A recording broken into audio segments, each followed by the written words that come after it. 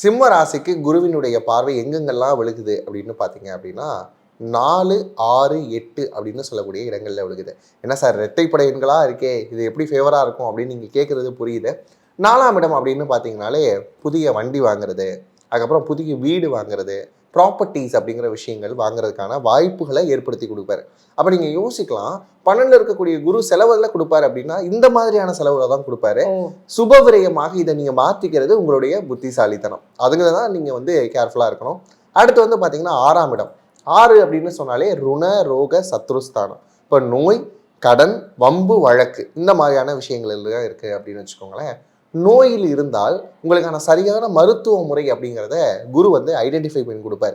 இதனால் வரைக்கும் நாட்பட்ட நோய்களுக்கு மருந்து கிடைக்காம இருக்கு, என்ன தீர்வுன்னு கிடைக்கல, இதுக்கு இதுதான் மருந்தா அப்படிங்கிறது தெரியல அப்படின்னு சொன்னவங்களுக்குலாம் மருந்துகள் கிடைக்கும்.